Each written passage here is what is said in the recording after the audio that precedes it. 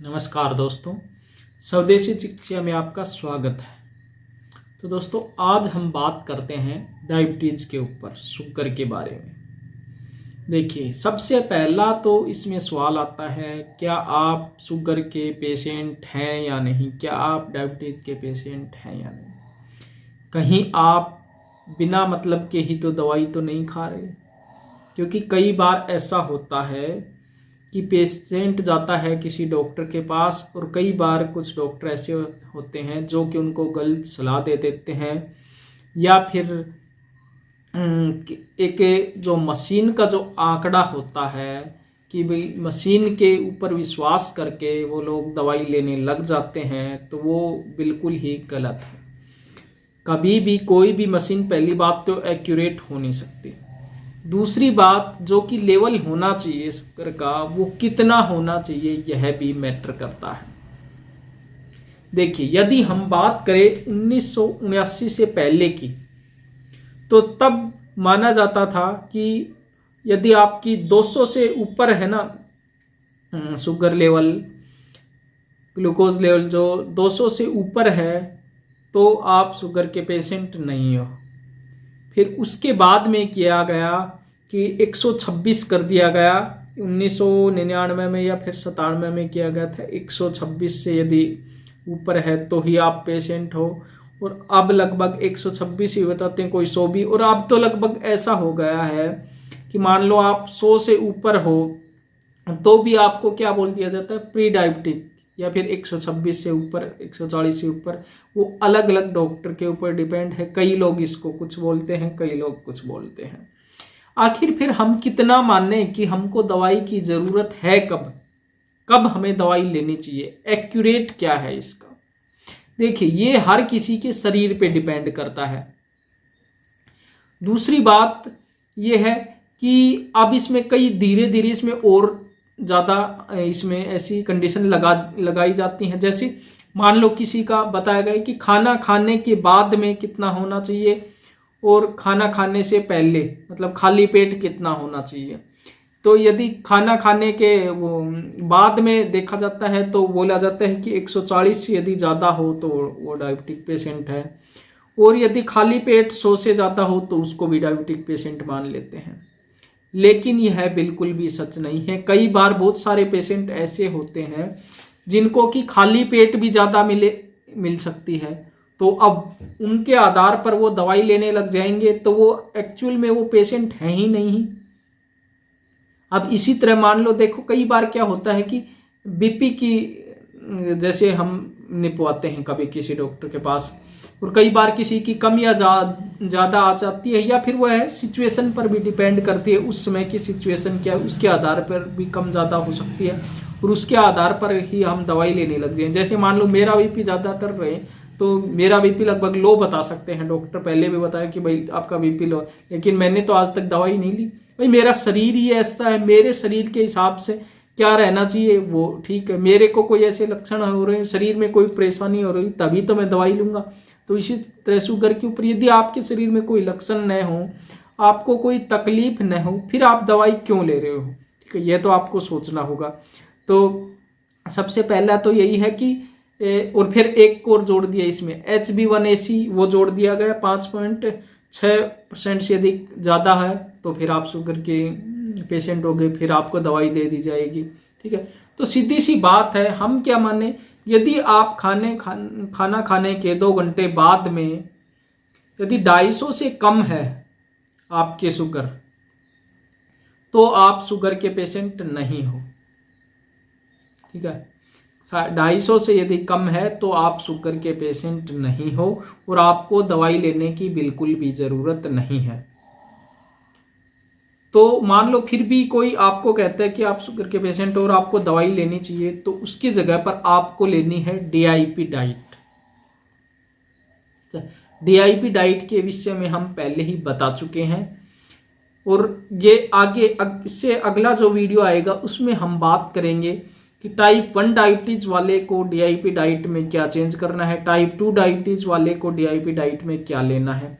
ठीक है, तो वो उसके ऊपर बात करेंगे, और जो कि इंसुलिन वगैरह ले रहे हैं उनके लिए डाइट में हमें क्या चेंज करना है वो हम अगले वीडियो में बात करेंगे।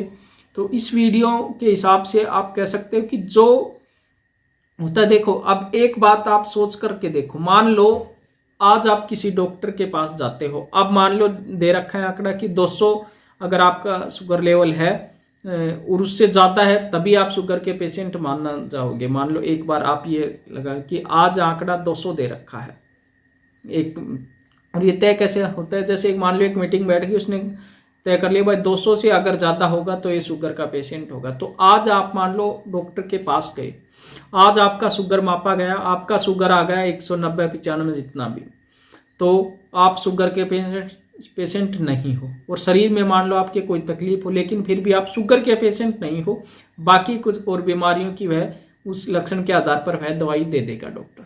अब मान लो फिर कल एक मीटिंग बैठी, उसमें तय किया गया कि भाई आज से जो शुगर का जो आंकड़ा है वो 150 होगा, कि भाई 150 अगर ज़्यादा आपका लेवल आता है तो फिर आप शुगर के पेशेंट हो। आप 2 दिन बाद में दोबारा से फिर परसों गए, कल वो लागू हो गया नियम, फिर आप परसों दोबारा से जब उसी डॉक्टर के पास गए, मान लो अब वह डॉक्टर ने आपकी शुगर मापी और आपकी वही 190-95 आई, तो 2 दिन पहले आप शुगर के पेशेंट नहीं हैं थे, लेकिन एक रूल पर, एक घोषणा के ऊपर आप बन गए शुगर के पेशेंट।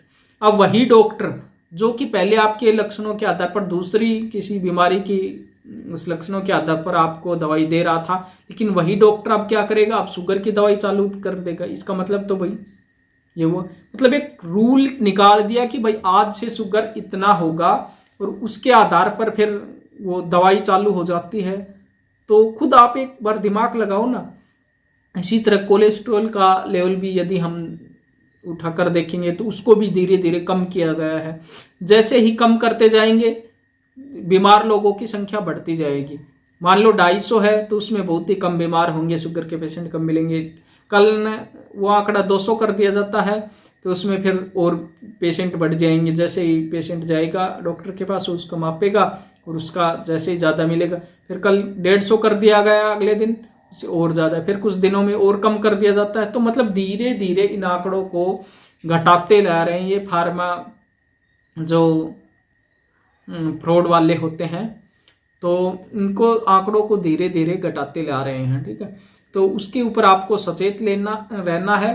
और मान लो फिर भी कभी आपको आवश्यकता महसूस हो तो आपको अपनी स्वदेशी, ठीक है, स्वदेशी पत्ती पर विश्वास करना है।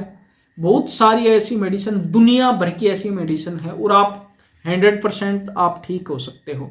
तो फिर अंग्रेजी पत्ती में आपको जाना ही क्यों, जब जरूरत ही नहीं है किसी अंग्रेजी पत्ती में जाने की। हम 100% जब हम स्वस्थ हो सकते हैं हमारी देसी पत्तियों से, फिर क्यों जाएं। हमारे देखो सभी पत्तियां निकली कहाँ से हैं, सभी पत्तियां आयुर्वेद से निकली। हमारा आयुर्वेद कितने हजारों साल पुराना है। 100-200 सालों की एक पत्ती पर आप विश्वास करके दवाई खा लेते हो जो उस शरीर को नुकसान पहुंचा देते हो, जो कि शरीर एक बार मिलता है और नष्ट होने के बाद में दोबारा से ठीक नहीं हो सकता। और दूसरी बात, जो हजारों सालों से चिकित्सा पत्ती चली आ रही है, जो कि आज भी वैसे की वैसे ही, मान लो किसी ने कहा कि हल्दी के ये गुण थे और आज भी अगर हम टेस्ट करेंगे तो वही गुण हल्दी के निकलते हैं और वैसा ही वो शरीर पे काम करते, उसको आप नकारते जा रहे हो। ठीक है, तो कभी भी आप उस चिकित्सा पत्ती में कोई ऐसी इमरजेंसी हो गया, एक्सीडेंट हो गया, ऐसी कुछ मान लो इमरजेंसी है कि इसमें उसको उपचार है ही नहीं, तब ठीक है। मैं चिकित्सा पत्ती जैसे पत्ती उसको दोष नहीं दे रहा, ठीक है, लेकिन उसमें होता क्या है, जो फ्रॉड हो रहे हैं उनको मैं दोष दे रहा हूँ। सारे डॉक्टर ऐसे नहीं हैं, बहुत सारी उसमें अच्छी चीज़ें भी हैं। मान लो कभी इमरजेंसी हो जाए, कुछ एक्सीडेंट वगैरह हो जाए तो उसमें वो काम अच्छी काम में देती है मॉडर्न चिकित्सा पत्ती। इसलिए ज़रूरी नहीं कि कंडीशन के आधार पर, लेकिन ज़्यादातर 80 से 90 बीमारियां हमारी स्वदेशी चिकित्सा पत्ती से ठीक हो सकती हैं। तो हमको उस चिकित्सा पत्ती में जाने की ज़रूरत ही नहीं पड़ती। खुद यदि मैं अपनी बात बताऊं तो लगभग 7 साल हो गए मुझे उस चिकित्सा पत्ती में कोई भी मेडिसिन लिए हुए अंग्रेजी की। तो हम कह सकते हैं कि पूरी तरह से मैं कह सकता हूं इस आधार पर कि हम अपनी स्वदेशी चिकित्सा पत्ती से पूरी तरह से स्वस्थ रह सकते हैं। 100% मैं ये दावे के साथ कह सकता हूं। तो दोस्तों आपका कोई भी क्वेश्चन हो तो आप हमें कमेंट बॉक्स में पूछ सकते हो। अगले वीडियो में मिलते हैं, इनकी डाइट के बारे में आपके साथ डिस्कस करेंगे कि किस पेशेंट को कौन सी डाइट लेनी चाहिए शुगर के लिए स्पेशल। ठीक है, तो मिलते हैं अगले वीडियो में। और आपका कोई भी क्वेश्चन हो तो आप कमेंट अवश्य करिए, उसका क्वेश्चन भी हम फिर अगले वीडियो में, शुगर से रिलेटेड ही क्वेश्चन करिए, बाकी क्वेश्चन भी करिए लेकिन वो फिर हम आगे के वीडियो में लेंगे। और शुगर से रिलेटेड जो भी आपका क्वेश्चन होगा वो हम अगले वीडियो में ही डिस्कस कर लेंगे। तो आप लोग कमेंट में बता दीजिएगा, आपका कोई भी क्वेश्चन हो तो पूछ लीजिएगा। तो दोस्तों मिलते हैं अगले वीडियो में कुछ नई जानकारियों के साथ, तब तक बने रहिएगा हमारे साथ। जय हिंद, वंदे मातरम।